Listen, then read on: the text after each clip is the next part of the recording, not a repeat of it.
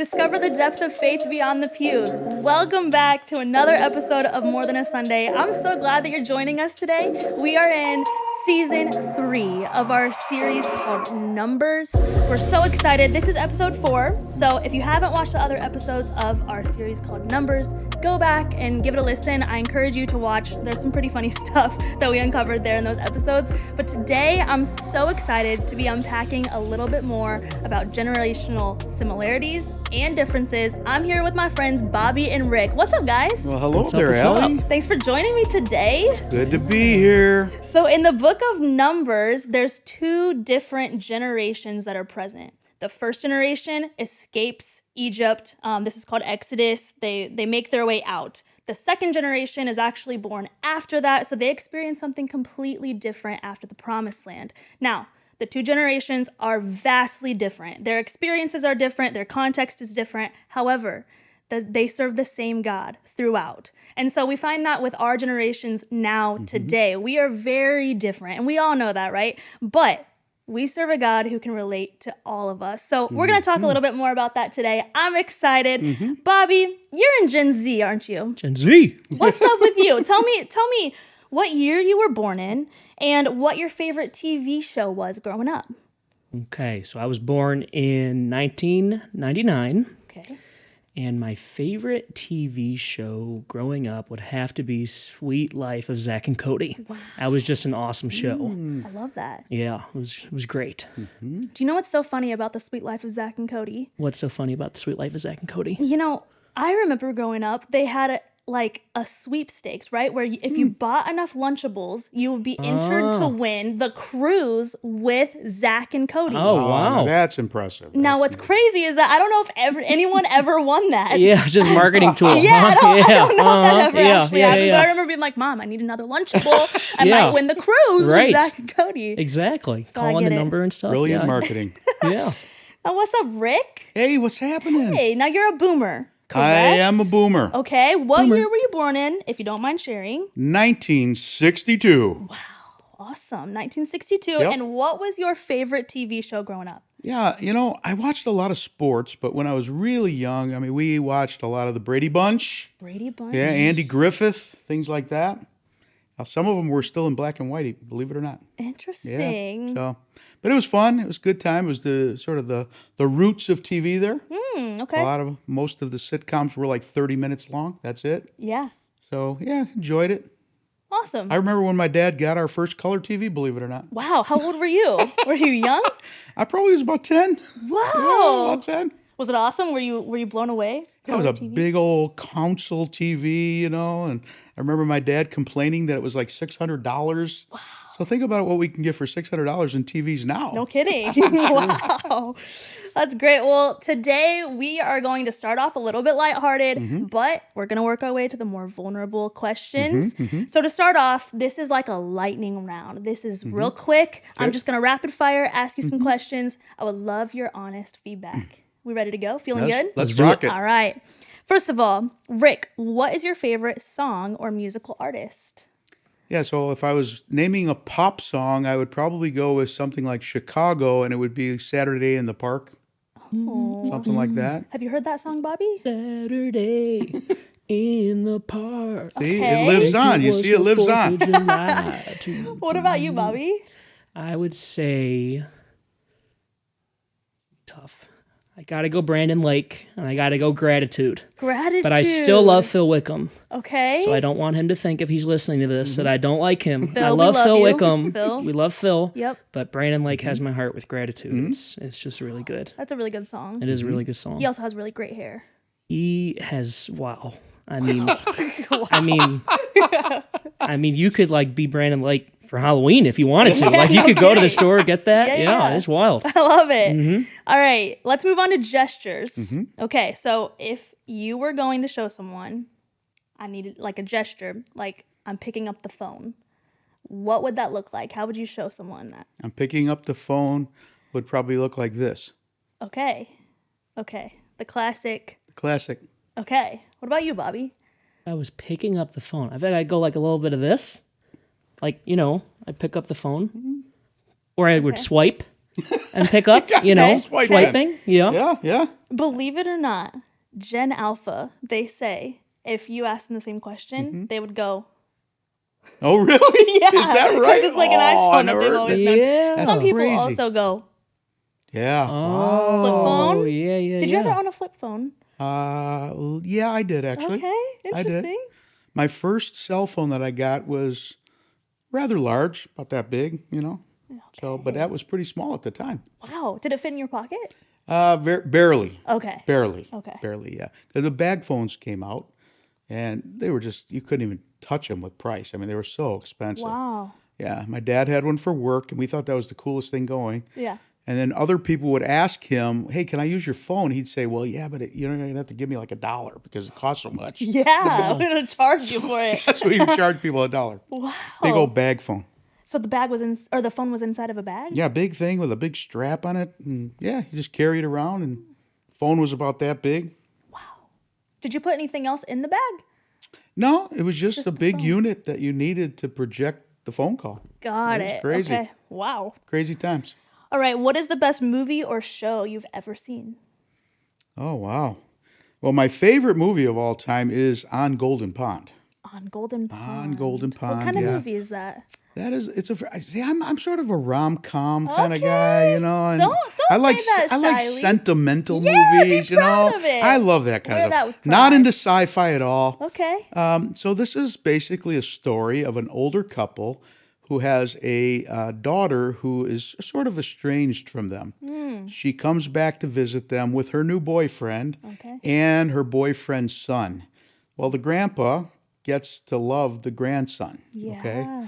And the grandpa's an old crotchety guy, and I just sort of like his character. Yeah. Yeah. So it was fun. Sounds like a On good Golden show. Pond. Yeah. Sounds great. You just love Rick Riddering. I love that. That was awesome. That was like a Hallmark plot. You could just listen That to was it. so good. He could write that. He could literally write that. Yeah. What about you, Bobby? Best movie or show? There's nothing sentimental about this. Oh, that's all right. But The Dark Knight, Batman and the Joker, Okay. Heath Ledger. Like, I remember I stayed up to actually watch the Golden Globes that year. Wow. Like, that was a powerful movie. I got pulled out of school early. It's like the only movie I've ever been able to do that for. That was a wild movie. The acting is really good in that movie, I think. It's great acting. I could repeat some lines. Like, I know exactly when like the glass breaks. My wife makes fun of me for it all the time. But I think it's so cool because it's just first of its kind. It's wonderful. And so just to build on that, I used to watch the original Batman show. And I had a cape and I'd run around the house.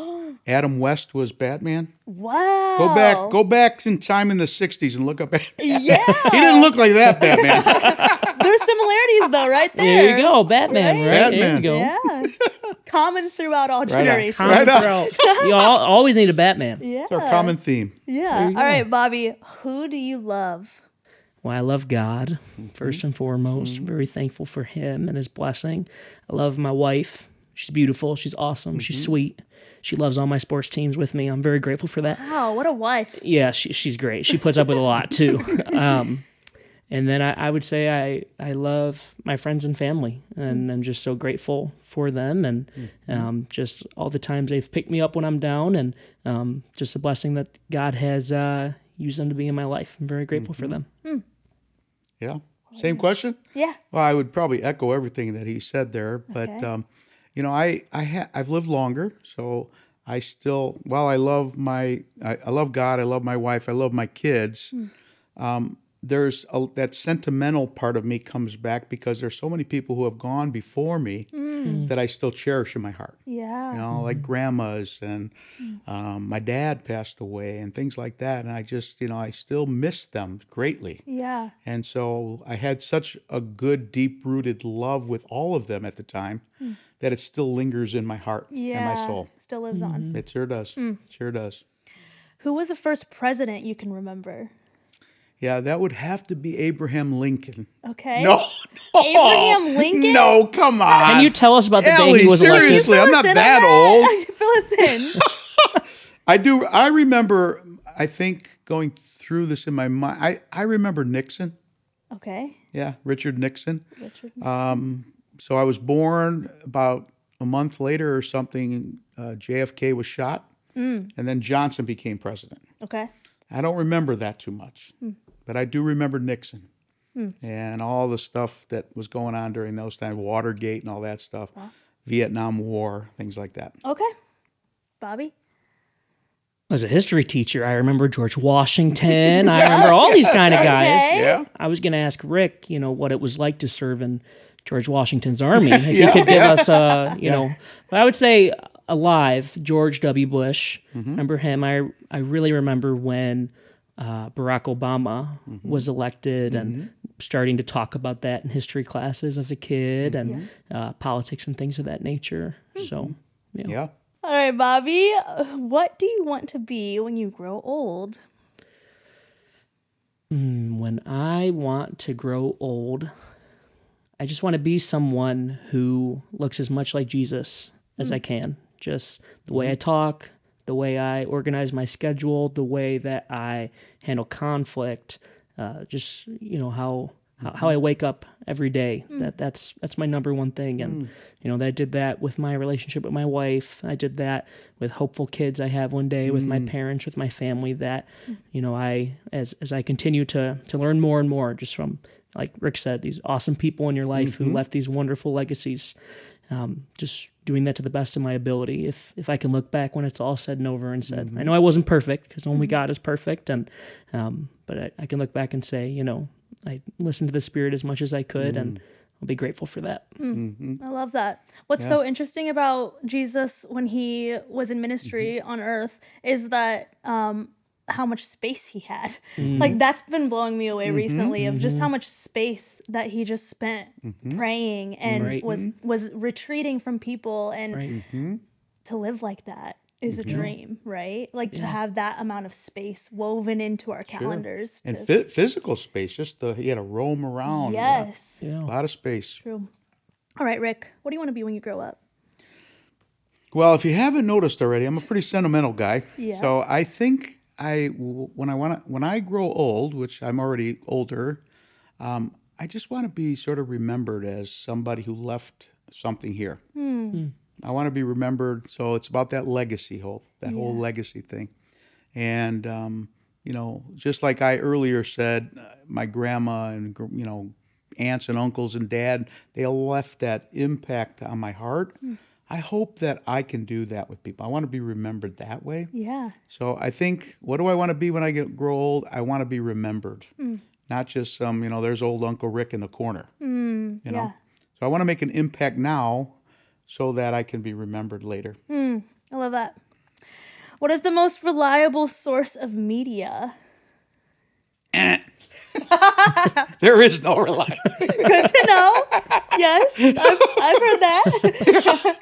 Well, I'm still a newspaper reader, believe it or not. Really? I still read the newspaper. Okay. Even though I read it electronic format now, because it is cheaper to get the subscription. I'm proud of you, Rick. Well done. Yeah, it's hard for me though. I still like that big newspaper. Yeah. And I used to, up until probably about 6 months ago, I had a newspaper delivered to my house every day. So I think newspaper is a little bit more reliable, because it seems like there's more true journalism that goes into it. Yeah. More thought. You have to write, a little bit. You have to think it through. I think electronic media is very focused on ratings, and I think social media, just everybody's got a platform. So who's really reliable? I mean, I don't know if you're reliable or they're reliable. I don't really know. Yeah. And sometimes it just scatters me a little bit. So if something happened, like in our culture, and you heard about it maybe on the news or whatever, if you wanted the real facts, who are you trusting? The newspaper? Well, yeah, if it was a tragedy happening right now, I probably would go to something like ABC News or something like that. I would. Got it. I don't really trust like CNN and Fox News, because they're so slanted. Yeah. It seems to me. But I'd probably go with ABC News or something like that. But then the next day, I would read the full account of it. I see. Okay. That sort of educates me better. Yeah. Do more research. Yeah. I gotcha. Bobby, most reliable form of media? Snapchat. What? No, I'm just kidding. I'm just kidding. I'm glad that was a joke. I I was gonna take the Sunday school answer. I would say the Bible. Written by tons of people. I mean, inspired by the Holy Spirit. That's It's true. got to be reliable. Okay. It's got to be perfect. I see where you're going. But if it was like news, what happened today, Yep. I would probably look at the Wall Street Journal or something like that, a little Absolutely. more accredited. And then what I like to do, which can sometimes be difficult because, sometimes politics can cause so many people to be so upset, is I like to look at all the different sources. I like to see what they all say. Yeah. And I feel like typically something's in the middle of that. Right. And so I enjoy hearing from other people's perspectives because I think that's really important. Yeah. Yep, There's a lot of people who think similar to me and a lot of people who think differently than me. And so it's interesting to get their perspectives and also focus on the truth of the matter and what happened. And I think that can be exciting to hear it, sometimes frustrating because everyone can get too upset or, too serious into it. But, it's good to hear different people's perspectives. You're highly educated. Where did you go to school? Trinity Christian College. Trinity Christian College? Here we Really? go. Now there's a Amazing. commercial. Wait, you know the Trolls? Troll. Moving on. Troll Nation. Troll Nation. Moving on. Trinity commercial. Thank you, Trinity. We love Go you. to Trinity. Okay. Last question in this really lighthearted round. What was a form of social media you used growing up? I'm up. Okay. So this is almost illegal. I hope I can still say it. Go ahead. When I was 11 years old, I got a Facebook. No, I was 12 because you had to be 13 to get a Facebook. So what I did is I lied about my last name because I knew my mom and my sister were on it. So what I did is I said Bobby Ray instead of Bobby Tervin. And I was good for a solid 2 days until I realized when I tried to friend my aunt on Facebook that it might come up in my mom's mutual friends. Right. And so when my mom found that out, I was no longer on Facebook. But after I did get in trouble, it was not a pretty picture at the Tervin household. But Sorry, Bobby. no, that you I went through needed that. it. Hey, you need love and truth. That's you true. need love and truth. That's and I true. got some good love and truth that day. And my sister could probably tell you about how it went. It was not pretty Best for day me. of her life? It was not. It probably was top Yep. 5. But Facebook was my first one, and I thought I was so cool. Just screenshotting different things and putting them as my profile picture. I could tell everyone I'm a Celtics fan, and everyone would think I'm cool. I had like 4 friends. It was crazy. Bobby. Crazy. You were peaking. Pretty Yeah, I'm much. telling That you. was my peak, really. Everything's Cutting been edge. down from Cutting there. edge, So, Bobby. yeah. Cutting edge. Yeah. All right, Rick, what was the form of social media you used? Probably snail mail. Snail mail. Well, we didn't really have social media. Okay. So, Wow, a world without yeah, so social think about it. We media. used to write cards, postcards, letters. You'd get it 2 days later. It's great. It was really great. And then 2 days later, we might get a response back, which is fun. Yeah. So that was pretty much our social media. Okay. Yeah. Now, so you've seen and lived in a world that did not have Yeah. these platforms. And now, obviously, today, everyone has these platforms. Well, not everyone, but the majority of people. Do you notice any differences in our culture, in our society, that may have come out of everyone having social media? Yeah. For those who are close to me, they'll tell you that I get a little stressed when I talk about this because I do think that social media has its place. I do. Sure. It really does. But I do believe it's caused a lot of anxiety and a lot of stress on people Yeah. because I think news travels so fast now. And what we were talking about earlier, right? Is it true? Is it not true? And, some of the kids in school nowadays, they can pick on people. Yeah. We picked on people too, but it was like, look at you, Allie, I don't like your shirt or Yeah, something, like right, that. right. But now I can spit it out and hundreds of people can see it. Yeah. Within And that's not seconds. even fair, So I feel like social media has its place. And if it's done professionally, ethically, and properly, Yeah. it can really be a very useful tool. Sure. But I feel like we've built these platforms for everybody to just have this voice on whatever they want to talk about. Yeah. And how many pictures of people's dinners do we really need to see? And I don't really care what they did with Aunt, Joan. Yep. I don't really care. Yeah. Let's move on. Yeah. Yeah. I Keep gotcha. moving. I gotcha. I respect that. That's a wise So opinion. that's just my feelings, but Yeah. I'm sort of a downer on that kind of stuff. Yeah, no, thanks for sharing. Oh, yeah. All right, moving on to the second category. How we feeling? I'm ready. Feeling You good. good? Yeah, All we're doing right. pretty well. Here we go. This is a little more conversational. We're getting into a little bit All more. righty. Okay. All right. What's one thing you learned in your life? That's deep. That is deep. Mm-hmm. Besides, Rick Rittering's great, Get out. and that you should go to Trinity Christian College. Stop it. Oh, here we Stop go it. again. You know, right? I would say to be careful who I listen to. Let's That's unpack good. that further. So, just growing up, I really cared about what everyone thought of me. That was so important. I would have friends sometimes just to say I had friends, or listen to people just say, okay, well, they know I listen to them, so they must know I care about them. And like everything, it can leave you empty. It can leave you Sure. dry, or, you hear from people because you're not as good at sports, or you don't get, like I loved plays growing up. Like if I didn't have the most lines or things of that nature, and I would listen to the opinions of people who didn't fully know me, who never saw good things about me, just bad things, and that would just wreck me and would just take me down. And not that that still doesn't happen today. I'm not perfect with it, but I know if my wife or my mom is telling me something, they have a lot more of a better answer of what's going on in my life than someone I just met 5 minutes ago who Yeah. doesn't like Good. doesn't like something about me because of whatever reason. Yeah. So just knowing that there's people who have wisdom and listening to those people, and not being dragged down because of what someone said because they're having a bad day. Yeah.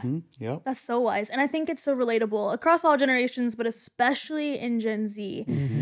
What would you say to someone who's maybe watching or listening right now who is just hearing all these voices and maybe forming their identity around the wrong voices? What would you have to say to them? I would say there's a God who loves you, who created you, who knows every single hair in your head, who wants to just tell you about his love for you, who thinks that you are wonderful from your head to your toe, who knows you make mistakes, who knows you need forgiveness, and he sent his son Jesus to die for that, so that you wouldn't have to wake up every day thinking to yourself, am I good enough? Do my friends think I'm good enough?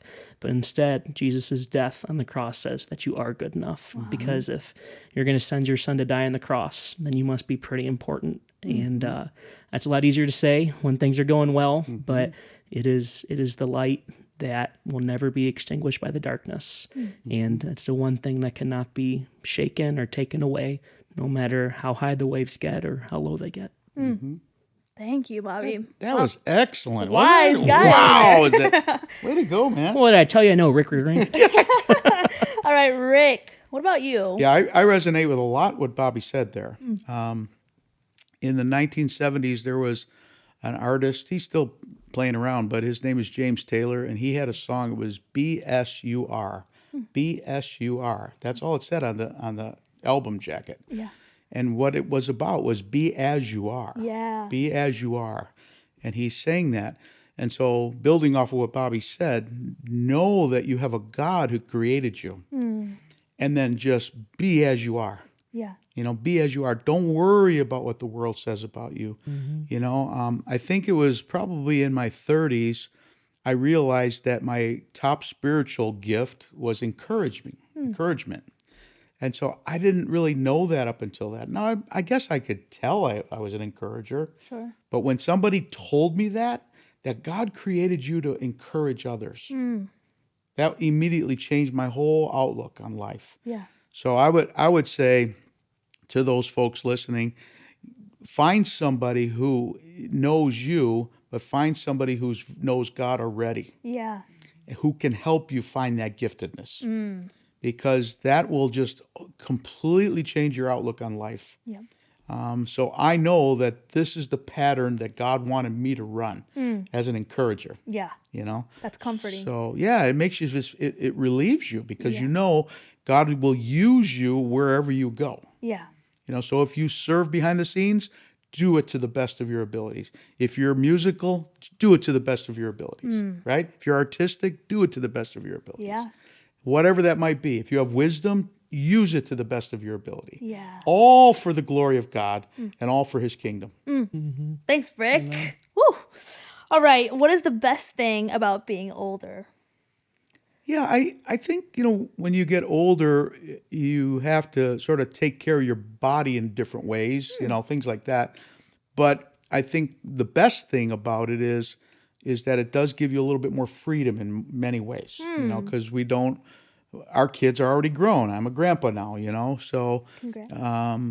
we don't have those that daily grind of raising kids. It's very challenging now. And it's very, I think every generation says that. Yeah. Like, I wouldn't want to raise kids now. I wouldn't want to raise kids now because it gets more difficult as time goes on. So I think it gives you a little bit more free time. So when Susan and when I go home from work, it's the two of us. Yeah. Right? It's the two of us. So we can craft, okay, how do we invest the time that we have? Right.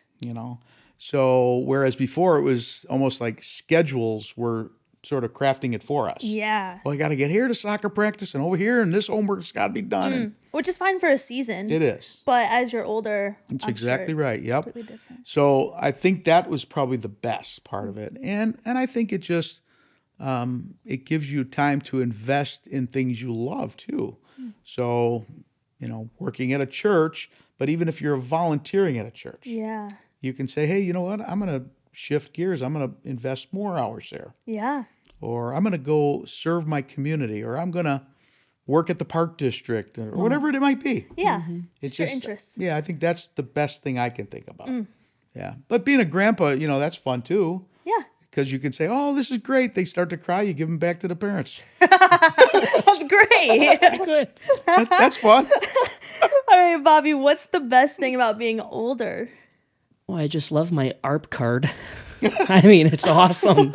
I get discounts everywhere. Hey, I got one. So don't be knocking Could I use buddy. it? You think I You could can use it. You want to go You out can to use it. dinner after this? You can swipe. We'll be good to go. You name the What place. a flex. The ARP card. That's pretty good to have an That's ARP a card. flex. It I'm is. looking forward to that day.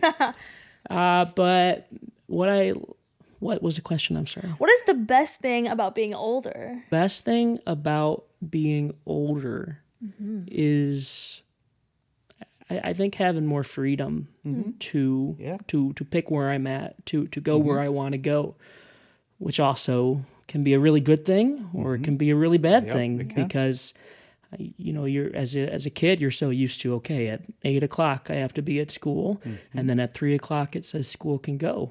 Well, now I work a job where if I want to start at 7 a.m. I can start at 7 a.m. Sometimes I'm there till 9, sometimes I'm there till 2. So it gives me more freedom to be able to, do things that can really be beneficial, but also makes me more cautious of the time I'm using. I like what Rick said about, when he gets home with Susan and, okay, how are we going to invest this time that we have? Because it's a gift to have the time, and how can we use it, to grow my wife and I's relationship, to grow my family and I's relationship, and ultimately spread the gospel of Christ. So it's a gift, but one to steward. I think that, building, you asked this question earlier, but I think what I've learned in life is everything has a capacity, right? And it's up to you to use how much capacity you have Yeah. on what you want to use it for, right? So you also have to be really good at putting boundaries up, and because I've heard so many people say, oh yeah, I'm retired now. I'm more busy now than I've ever been. But that's their fault Yeah. because they haven't put the boundary up to say, I'm going to invest X amount of hours for this only. Yeah. And don't go over the boundary. Yeah. So I think that's part of getting older too, is just what is my capacity at this age? Yep. I can't do what he can do. He's a lot younger. Yeah. But how do I use the time and the capacity I have in ways that maybe he can't do? Yeah. That's big. Yeah. Yeah. And I love what you're talking about with investing, because I think that's an active way to spend our time. I want to invest and be intentional about what I'm spending my time on, because truth is, we can't stop time. Like, it's just going to pass. Yeah. Yep. So we can just passively sit back and let it go and be controlled by our schedules, or we can actively invest intentionally into what we're doing. Right. Yeah, there's this really cool video. You can find it if you search it out, but it's basically all these marbles, and that's all the time you have, basically. And the guy takes, it's a very fast moving video, but he says, okay, if you take out just your sleeping time, now you only have this many marbles left. Now you take off all your working time, you have this, and it comes down to you only have this many marbles left. Yeah. That you can choose what you want to do. Yeah. It's pretty crazy. Yeah. To put it in perspective. Yeah. So how do we invest our time? Yeah. It's big. Yeah. All right. Let's get real. What have you learned about your relationship/marriage? Which all three of us are married. Let's talk about marriage real quick. What have you learned, Rick? Yeah. Well, I think marriage is probably one of the most beautiful things God created. How can two people become one? Yeah. How does that even happen? So interesting. Right? Yeah. How does that even happen? So, but I always think of it as, so you have 50-50 coming together, right?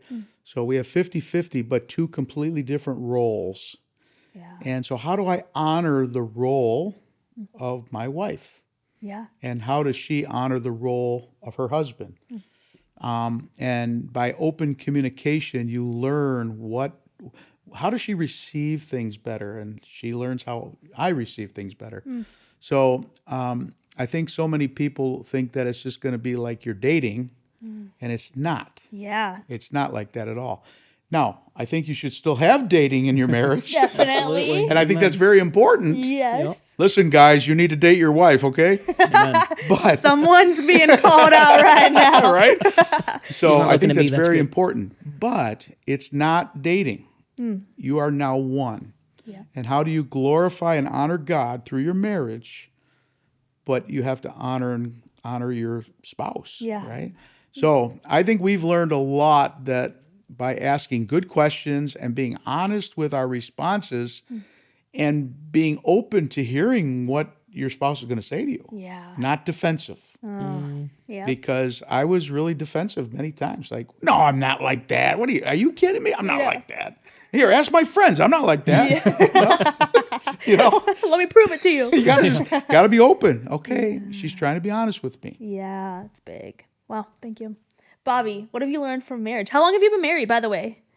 I got married June 15th Of this year? of this year. Wow. So it's very fresh. It's very 4 months? fresh. So that's 4 months. Wow. And Rick, It's 4 sorry, months how of long have you marriage. been married? Yeah, we've been married 16 years. Okay, 16, 16 years. 4 So we months. are a blended family. Okay, got it. We are a got blended it. family. Okay.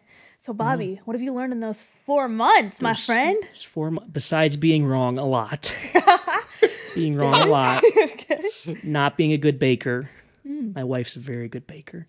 I've really learned. I really like what Rick said about not being defensive, of listening. Because I feel like when you get real with someone, you tell someone the truth. Sometimes it can hurt. It can hurt. A little, and sometimes there's that voice that's like right here, and you wanna. But what does that do?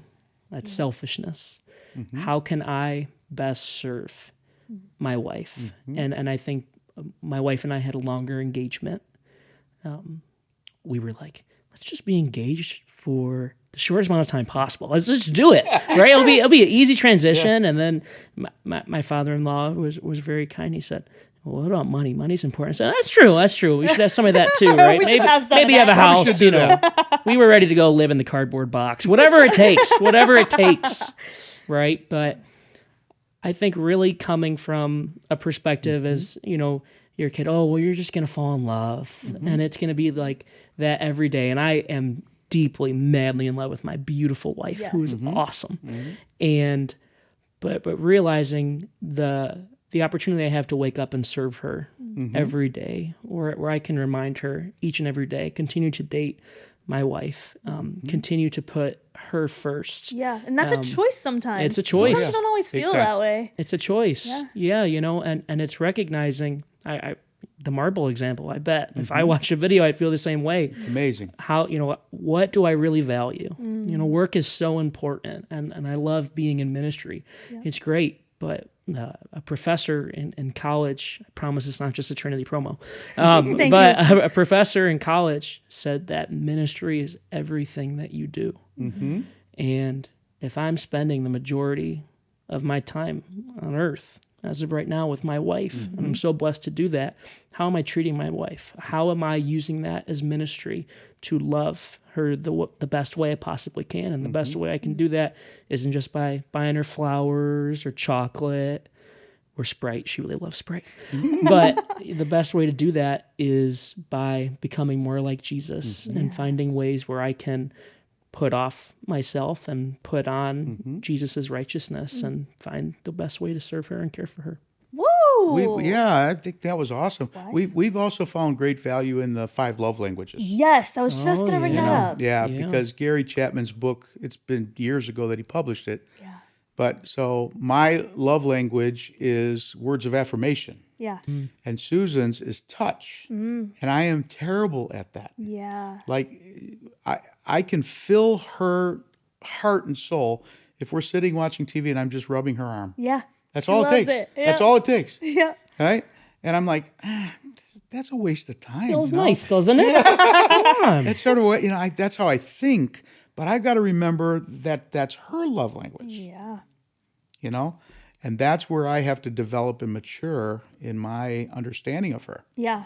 Absolutely. It's so common for us to love others in the way that we prefer to be loved, but learning someone else and being able to love them the way that Yes. they prefer is completely different. I had the same thing with my husband, Colton. He loves words of affirmation. For me, it's nice, but I don't really thrive on it. And sometimes we'll argue and then he's like, but I told you over and over how great you are. And I'm like, so? That's right. Like, I needed you to do an act of service for me. Like, I didn't care if you said you liked me and I'm pretty, So it's just, Vacuum the carpet, please. yeah, right, please. Yeah, so it's just so interesting learning and caring enough Yeah. about your spouse to learn Right. that about them. Highly recommend it. Words of affirmation, Yeah. physical touch, acts of service, Yep.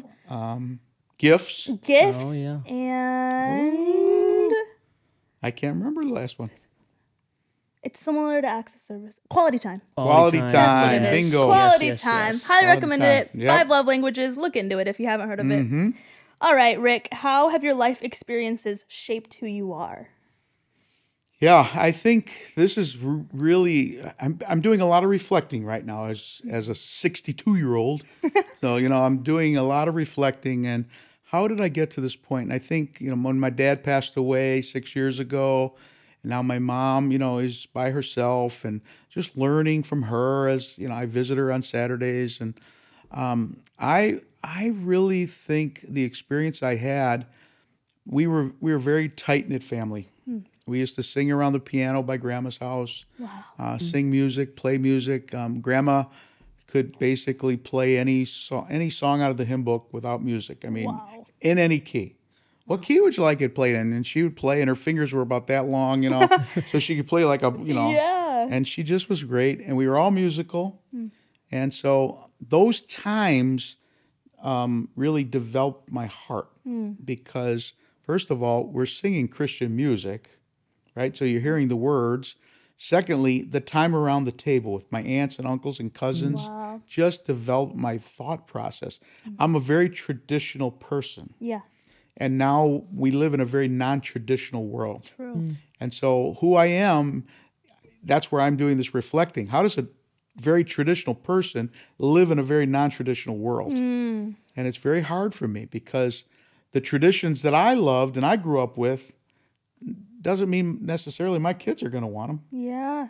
or the people I work with, So it's very challenging for me to just find my way, and I'm going through this path of a non-traditional life now. Yeah. Right. I'm trying to But hold yet on I'm to a those. traditional guy. Yeah, those values. Yeah. So I've learned that about myself, but I think I've learned a lot of wisdom, and I do know that people poured into me over the years. Just do your best. You'll never be perfect. Just do your best. Yeah. That's all God can ask of you is to do your best. Yeah. And that's all He really wants. That you're serving Him to the best of your ability. Yeah. Learned a lot about neighborly love. I grew up in a neighborhood where everybody loved each other. Wow. And, we've lost that in today's world, I feel like. We really hardly even know our neighbors anymore. Yeah. I've heard it said that, in my generation, everybody sat on the front porch. Now everybody builds fences and sits on the back deck and hides. Yeah. It's hard to even know your neighbors in some cases. Yeah, we've lost that connection. Yeah. So I miss that as a traditionalist. Yeah, I right. miss that a lot. Right. So, but I'm learning. Yeah. I'm learning. Do the holidays make you happy? Do you get the family together? It's really interesting. Yes and no. Because my wife will tell you, oftentimes especially Christmas, I get the holiday blues. Okay. I do. Thanksgiving, I love. Okay.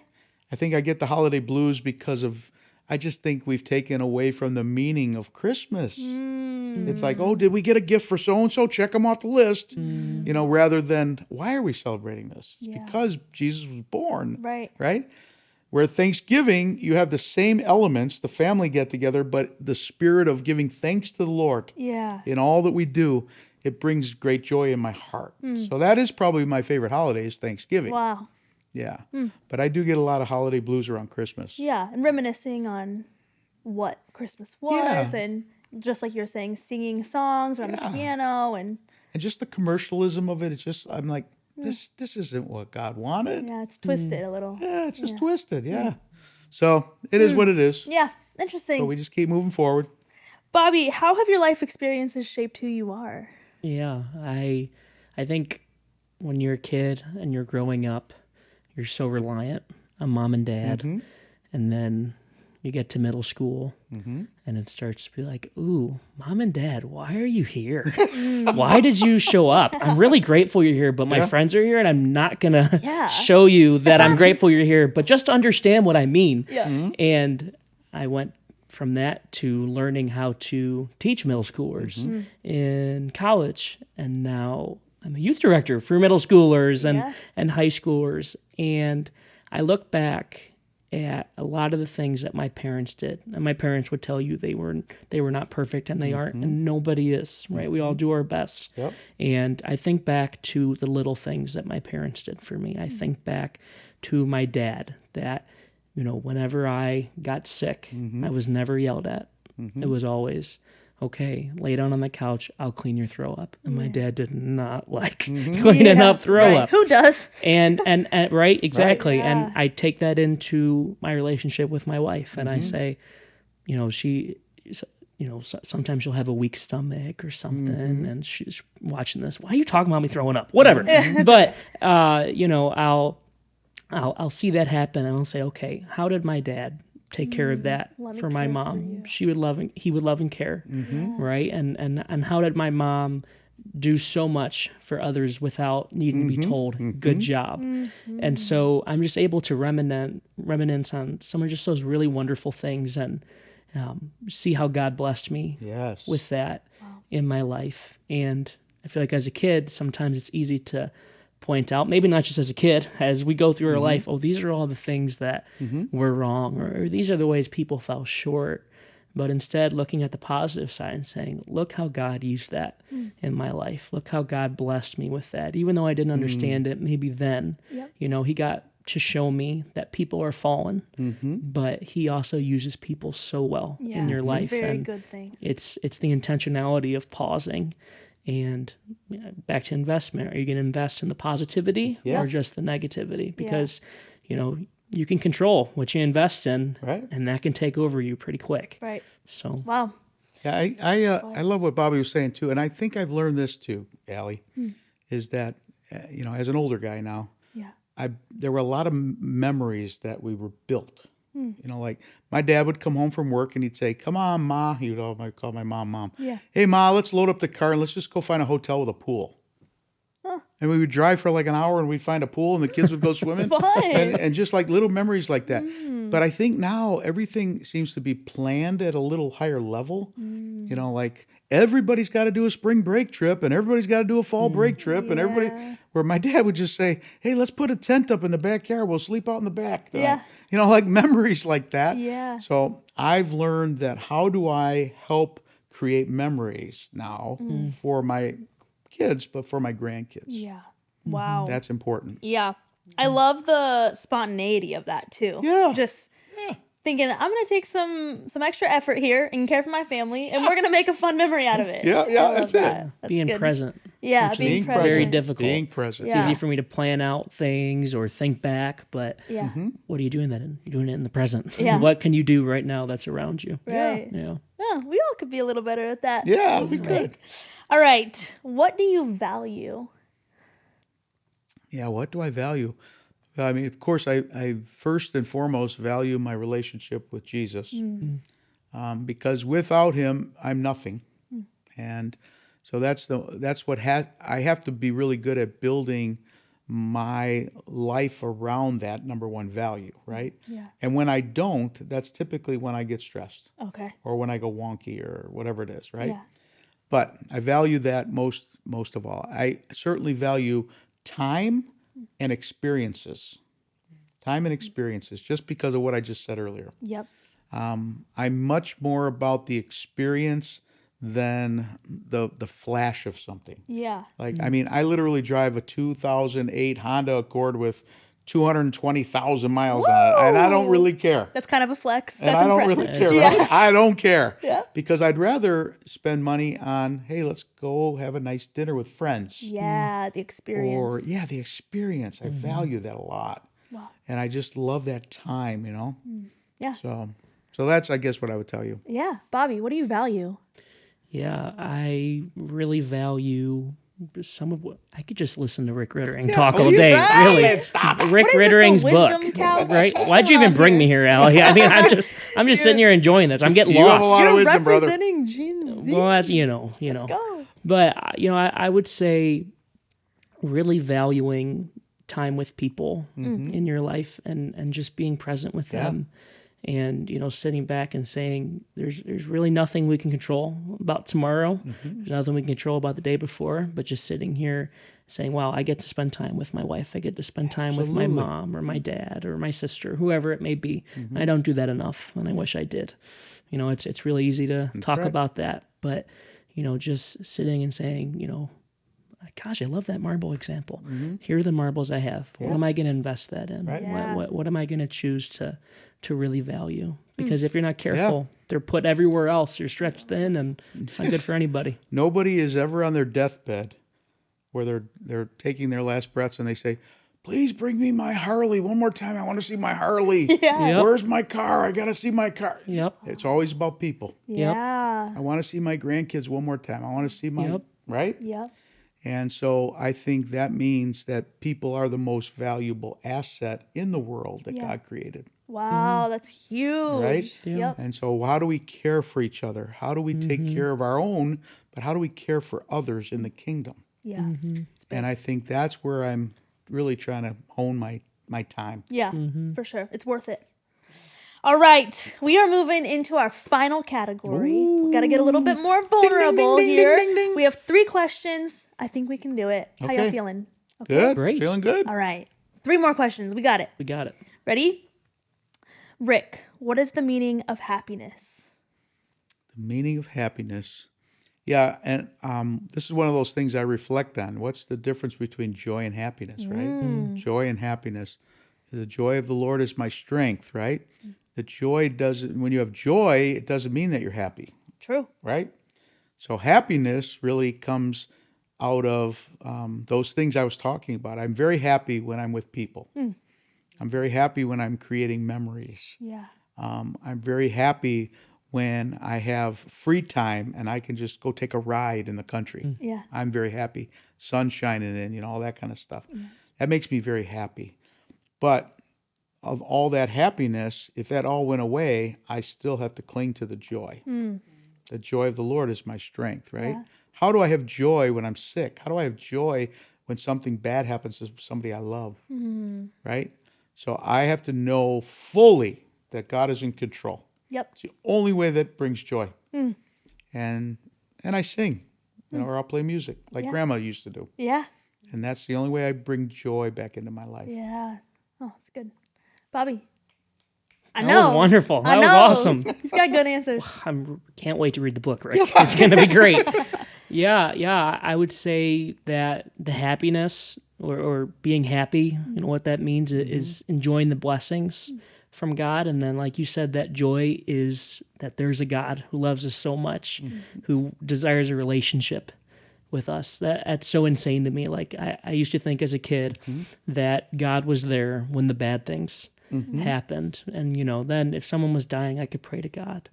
And now being 24, almost 25, almost a quarter century. I That's can't big, believe it, right? yeah. Yep. But you could probably count, I knew right? you when you were 24. That's true. That's true, right?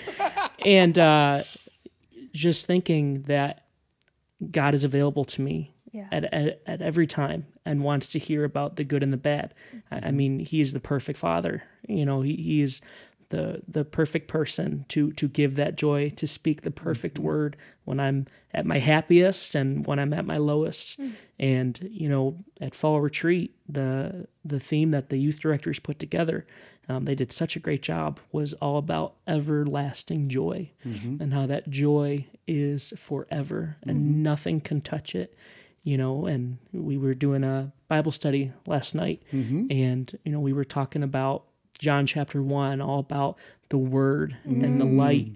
And just the verse stuck out to me so much that even in the darkness, it will not ever extinguish the light. right. And that's the joy. And that's the joy of Jesus and his Holy Spirit.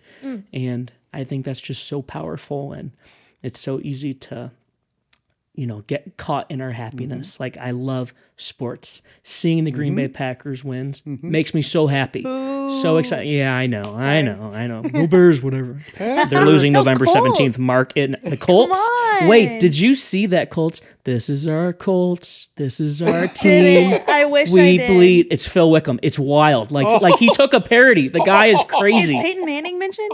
It's not mentioned in Peyton Manning isn't mentioned, but he does. This is our God. Peyton Manning's To my this is our hero. Colts. Peyton Manning's pretty good, He's so good. right? But even though that song brings me happiness, right? But even though those sports teams can help me get lost, and take a break of something, turn my brain off a little bit. It's like what Rick said. When you're on your deathbed, you're not asking, "Oh, let me see that Packers game one more time," right? Or "Oh, let me." Eat that last piece of cake. No, I want to see the people Bring in me my my life. Rodgers jersey. That's right. Well, now it's all about J Love. Bring me my cheese head. Oh gosh. A lot of Packers hate. That's Well, okay. Shout out the thing Linda about- Jordan. Go Pack, go. I think where we're going with this is, it seems to me that joy is internally focused, happiness is externally motivated. Yeah. Does that make sense? Because the internal joy only comes from Jesus. Yeah. Yep. Doesn't matter on any of the circumstances of life. Nope. Yep. Yeah. Nope. Yeah. All right. 2 more questions. Bobby, what do you wish was different about the church? What do I wish was different about the church? I think I got to go to the bathroom right now. No, please stay. We need your wisdom, Rick. Yeah, we need your wisdom, Rick. We need you too, Bobby. This is all part of the book. Just remember, right? One thing, I'm not just saying this, Okay. and I'm thankful that Faith Church does this in some really great ways. But when we make stands for things and we say, this is what God says, that when we say that, we follow up that with action. We don't just say that we're, we really think that women are great and men are great. We do things that actually show that. And that whatever may happen, we are going to care because you are a creation of God. Right on. And that we wouldn't just say these beliefs we have and build up these echo chambers that can happen on social media, but we would go out and be the church and not just say that, because it's so easy. Oh, well, we're the church. We're the church. Okay, well, how are you the church today? How did you listen to someone who didn't believe what you believe and still loved them? How did you see something that's clear as the beautiful blue sky in Scripture and someone didn't do that? And how'd you love them and point them to Jesus? Right on. We can't expect people who don't follow Jesus to do things that Jesus says. It just wouldn't make sense, right? And so it's, again, easy to say that, but what actions do we take to do that? And how do we love the people that God has frankly put around us in our life? That's good, man. That's really good. Thank Yep. you, Bobby. Yep. Yeah, I think we say this a lot around Faith Church here, is that we're just a bunch of messed up people, right? And that's true, right? The church is made up of people who were sinful, who have accepted Christ as their Savior and have been cleansed by His blood. But I just want to apologize to people. If the church has hurt somebody, I want to apologize on behalf of the church. Yeah. Because there's people who have been really, really hurt by the church, and I sure would hope that they would give it another chance. Yeah. Because what could we do better? Jesus said it. Here, go make disciples and go baptize people, and love your neighbor, love God, and love your neighbor. Those are the things he told us. Yeah. Everything else comes later, comes naturally. Yep. If you do those things. Right. And I think we've failed in some of those things. We haven't really always focused on making the disciples, Yeah. because we make it more of a production. Boop, in and out, in and out. We haven't always loved our neighbor as well as we could have loved our neighbor. When they're down, pick them up. We haven't really shown that we love God all the time. We love ourselves more maybe. Yeah. And so those are some of the things that I think we all could as the church. I'm speaking to myself here, Yeah. not preaching to everybody else. But I think if we all focused as the church on those things, those people who were hurt would say, wow, they are different. Yeah. They are different. Right. Yeah. And just to build on that, I think that it's hard when the church, we know that we're sometimes the closest thing to Jesus that people see. Yes. And so if we're misrepresenting Jesus to someone, that can cause extreme hurt and it can confuse people. Like, what? I'm supposed to love this savior, but his bride, his body is these people in this church who are so hurtful and selfish. And I think that can be confusing. So misrepresenting Jesus to people, I say to people all the time with church hurt, I say, we're going to mess up. And so church leadership is going to hurt you. It's going to fail you. We're human beings. But if you trust in Jesus Christ, he'll never do you wrong. And so just knowing that sometimes we are going to fail, but can we be better at representing who Jesus is, being his hands and feet, going out and serving our community, making disciples, that we could do better at that. We totally can. And if I might just speak from the older generation here, I think the younger generation's better at this. So kudos to your generation. Yeah. But I do think the younger generation has learned this. Okay. And baby boomers, we were workaholics. Get it done, get the job done, get the task done, do a church service, and go back to work. Yeah. Right? But I think the younger generation is really more relational. Wow. I'm finding that. Yeah. And so some of the means and the tactics that they use, I don't quite understand because I'm older. Yeah, right. But they are more relational. And so if we can capture a younger audience like that, I think the church is going to flourish. Yeah, It's going to grow and flourish. Yeah.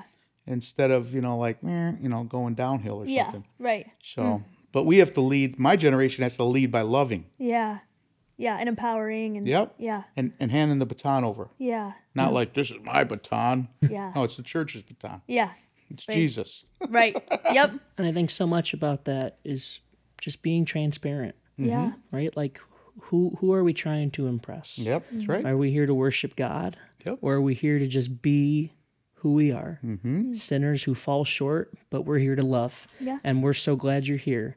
And I think that's so important that we do that every day. Yes. Whether we have a mic, whether it's a big mic or whether we are sitting in church, whatever it is and whatever action it could be, that we would just show that. Because, I remember I grew up in a very small church. When I went to Trinity, I would tell people that I grew up in a small church. They go, oh, so did I. Yeah. I go, really? And they say, yeah. I go, I grew up in a church that they'd say, like 150, 200 people. I say, oh, that's huge. That's big. I can't believe there's churches that big. Yeah. And I grew up in a church, a really good Sunday, maybe 20 people. Wow. Okay. Really good Sunday. And it's dwindled. But one thing I've appreciated is about that church is they're so relational. Yeah. They are. Like Rick talked about it. And the younger generation may be good at that, but I also see that in the generations that are even older than us of showing what really matters and giving that wisdom to other people. Not in a way, like you said, that's better than anybody, because no one's better than anyone, right? We all worship God. We all look up, right? But doing that in such a way that just shows the love of Jesus. Mm-hmm. Yeah.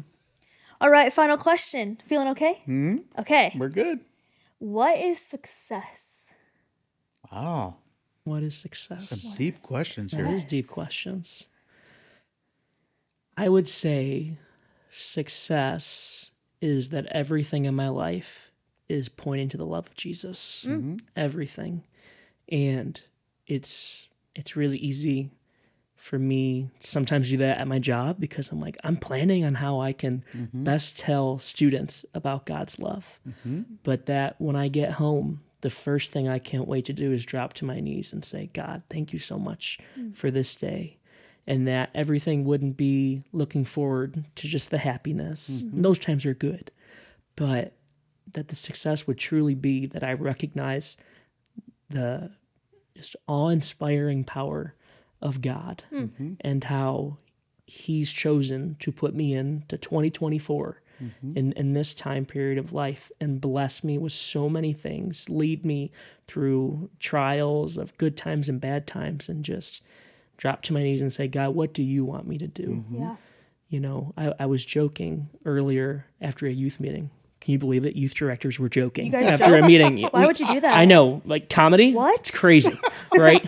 Unheard of. Right? It's unheard of, right? But you know, Abdiel and I were talking, and we're talking about, you know, I lead a middle school boys small group. Bless on you, Friday Bobby. night. Yeah, it's a lot of fun. It's a lot of fun. So many jokes I'm learning. I'll tell you them sometime. Not right now, right? But you know, sometimes you're talking, and I made the joke. I said, "Oh, it'd be kind of nice if I had some binkies when you're talking." Yeah. And I said that, and it was a full joke. I'm not gonna put a binky in any seventh grade Yeah, boy's right. mouth. Yeah, I promise, yeah, yeah, right? yeah. But I said, well, I need to do that when I'm sitting with God. I need to stop talking and listen and hear His word, and not say, God, why can't I hear you? Are you in your Bible? Are you reading the word, the love letters He wrote to us Yeah. about the perfect amount of grace, the perfect amount of truth, and Good. just sitting there and receiving it, and that's not just something that I check off my list, but something that my whole day is revolved around it, because apart from Him, we can do no good thing. Yeah. And Wow. it's That's a good just meaning of great. success. Yeah. Huh. Yeah, I think it was in the movie Saving Private Ryan. And when he was dying, I think he said something to his wife, something like, was I a good man? He asked his wife, I think it's something like that line, was I a good man? Yeah. And that's such an interesting question to ask somebody who loves you. Was Yeah. I a good man? And so success, I referenced my grandma earlier, Grandma Riddering. You know, her kids used to say Grandma doesn't have a pot to pee in, basically. You know? Yeah. But Grandma didn't care. Yeah. All she cared about was loving her family. On my way out of the house, you know, she would always give you something. Oh. You know, like sometimes I would get an orange with a big bruise on it or mold or something on it. Here, Ricky, you know, make sure you eat this orange. It's good for you. She always wanted to give you something, Generous. you know. And I had my other side, my other grandma. She worked 3 jobs to make ends meet with my mom and her sister. And so were my grandmas successful? Probably by the world standards, they would say, wow, they didn't do much. They didn't, you know, that's all they did was work and took care of their families. That's not real successful. But who defines success, right? I think Grandma Riddering defined success in her mind. I'm going to love people till the day I die. Yeah. And she lived to be 90. Wow. My other grandma, she said, I'm going to love my family and people until I die. And she lived to be 84. Grandma, her name was Grandma Schroman. Grandma Schroman would say, whoever's the oldest at the table pays the bill. So she would pay the bill at the restaurant. I don't care if there were 10 people there. Wow. If she was the oldest, she would pay it. So she defined success. Graham Riddering defined success. The world didn't define success for either of them. And so I think we've got to do a good job of defining success. And I love what Bobby said, right? How does Jesus look at us? He loves us no matter what. but he's given us his word that pretty much outlines what he thinks success is, Yeah. right? Yeah. And so I think that's what I'm learning about success. Woo! Nailed it. That was so Boom. good. Thank you so much for just Good dropping job. some wisdom today. It's fun. Sharing more about Gen Z, about boomers. Yeah. This was a great time. Well, thank you Tons so of fun. much. Thanks for hosting us. Joining me. You know what I love about this podcast season is that I'm learning we're all more similar than I ever thought. Yeah, how about it? Yeah. Right? There's some differences in generations, of course, but wow, we are all fallen humanity who just desire to love the Lord more. And so I love that no matter what generation you're in, Jesus can relate to you. He knows you better than anyone will ever know you. Yep. He knows exactly what you're going through. He knows how to love you better than anyone will ever in your life. And so I love hearing about generational differences, but also the similarities. And so thank you for your time, guys. Absolutely. This was Thanks awesome. for inviting us. If you are a viewer, I'm so excited to loop you into our conversation. If you're watching on YouTube, in the comment section, please answer this question. I would love to hear your feedback. The question is, what is one way we can be more like Christ when we're interacting with different generations? How can we be more like Christ when interacting with different generations? Please comment on our YouTube video. I really would love to hear your responses, to interact with you, engage with you. And if you're listening to this on Spotify or Apple Podcasts, I encourage you to message us on Instagram at We Are Faith Church. Right on. Bobby, Rick, thanks so much for joining us Thank on you, More Than Allie. a Sunday. Yeah. It's a great time. It's a Good to be blast. with you. Awesome. Well, we will see you next time on More Than a Sunday.